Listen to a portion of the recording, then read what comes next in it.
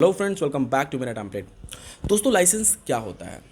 अगर आप एक एप्लीकेशन बनवा रहे हैं किसी भी डेवलपर से, आपको उनसे लाइसेंस लेना चाहिए। तो लाइसेंस ग्रुप में आपको क्या देते हैं? बहुत सारे लोगों से आपने सुना होगा, या जब मुझे भी क्लाइंट फ़ोन करते हैं तो मुझे ये पूछते हैं कि भैया क्या आप हमें लाइसेंस दोगे।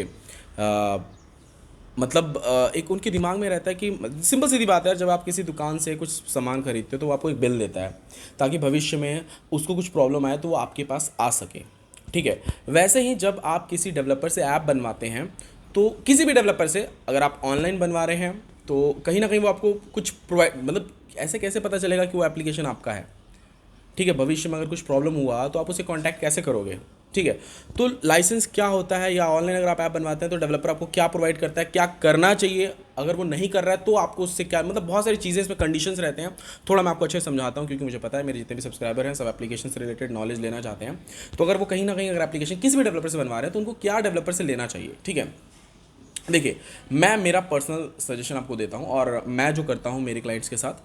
हालांकि मेरा टेम्पलेट जो मेरा चैनल है यूट्यूब, इस पे मैं जब भी कोई कोड दिखाता हूँ, या मेरे जो भी क्लाइंट हैं, मैं जब भी उनको कोई एप्लीकेशन बना के देता हूँ तो वो टेम्पलेट बेस रहता है। ठीक है, मैं ज़्यादातर टेम्पलेट बेस ही एप्लीकेशन बनाता हूँ। 85% मैं टेम्पलेट बेस एप्लीकेशन बनाता हूँ, बहुत कम रिक्वायरमेंट बेस एप्लीकेशन बनाता हूँ।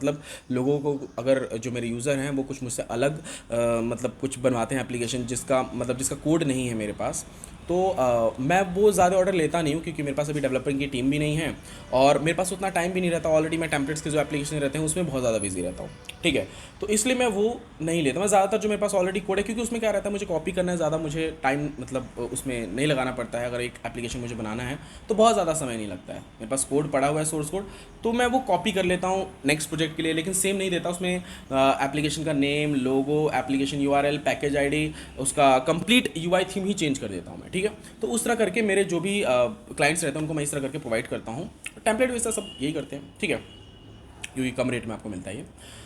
अब अगर आप मुझसे वैसा भी एप्लीकेशन ले रहे हैं तो मैं मेनली, अगर मुझसे कोई मांगता भी, हालांकि मेरा टेम्पलेट पे ऐसे कोई क्लाइंट है नहीं, क्योंकि उनको ट्रस्ट है, डेफिनेटली मैं उनको प्रोवाइड करता हूँ, उस हिसाब से सर्विसेज भी प्रोवाइड करता हूँ। हाँ, कभी लेट हो जाता है अलग बात है, बट स्टिल मैं इन्वॉइस सेंड कर देता हूँ।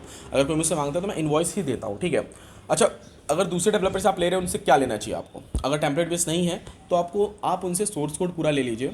एक 100-500 रुपये का एक लीगल एफिडेविट बनवा लीजिए। एफिडेविट पे वो कंप्लीट करवा के ले लीजिए कि हमने इनसे बनवाया है, कंप्लीट सोर्स कोड वो आपका है, ताकि भविष्य में अगर आपको कोई सोर्स कोड कॉपी कर रहा है तो आप उसके ऊपर एक्शन भी ले सकें और आप उससे सेफ भी रहेंगे, या फिर आगे चल के अपने सोर्स कोड को भी आप बेच सकते हैं। ठीक है। या फिर किसी डेवलपर से आप बनवाते हैं, कोई भी डेवलपर से, आप उसे एक इन्वॉइस ज़रूर लीजिए। इन्वॉइस से ये होता है कि भविष्य में, अगर समझ के चलिए, कभी ऐसा हुआ कि आपका एप्लीकेशन अचानक 4-5 महीने बाद वर्क करना बंद कर दिया। ठीक है। तो आप, अगर वो आपसे ये बोलता है कि आपने, उस डेवलपर को भी क्या, कैसे पता रहेगा कि आप ही उसके क्लाइंट हो, क्योंकि उसके पास तो बहुत से क्लाइंट आ रहे हैं। ठीक है। तो आप उसको वो रिसिप्ट या इनवॉइस दिखा के बोल सकते हो कि एप्लीकेशन हमने आपसे बनवाया था और ये रहा उसके पेमेंट स्क्रीनशॉट्स। वो सब अपने पास ज़रूर रखिएगा, भविष्य में काम ज़रूर आता है। मेरे बहुत सारे ऐसे क्लाइंट हैं जो मुझसे 8-9 महीने बाद कांटेक्ट करते हैं और बोलते हैं कि भैया हमने आपसे ऐप बनवाया था, ये मुझे अब अपडेट ये वाला चाहिए। ठीक है।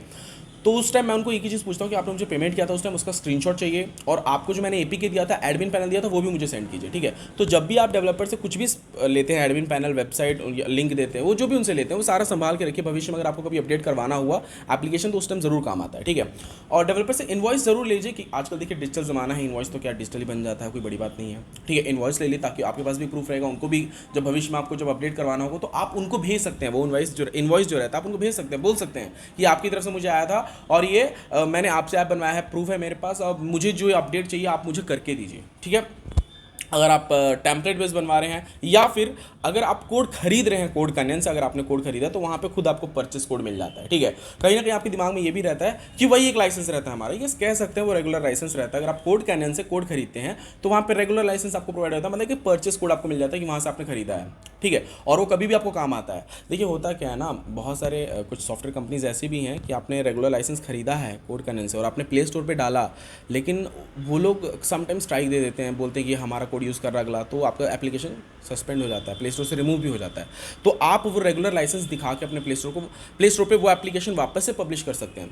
तो ये बहुत सारी चीज़ें हैं लाइसेंस के बारे में, शायद आपको थोड़ा बहुत समझ में आ गया होगा कि इस तरह करके अगर आप किसी भी डेवलपर से, मेरे तरफ से बनवाते हैं तो मैं इनवॉइस सेंड कर देता हूँ। ठीक है। या फिर सोर्स कोड तो वैसे मैं किसी को देता नहीं हूँ, क्योंकि खुद का मेरा जो कोड है मैंने खुद से खरीद एज ए रीसेलर मैं खरीदता हूँ, क्योंकि कभी भी मैं कोड जो है मतलब कोड कैनन से हर बार एक रेगुलर लाइसेंस खरीद के नहीं प्रोवाइड करता हूँ मेरे किसी भी क्लाइंट को। मैं एज ए रीसेलर ही पूरा कोड ही खरीद लेता हूँ, ठीक है। फिर वो चाहे कितने में भी हो, 2 लाख 3 लाख जितने का भी हो, मैं खरीद के ही पूरा सेल करता हूँ मार्केट में, ठीक है।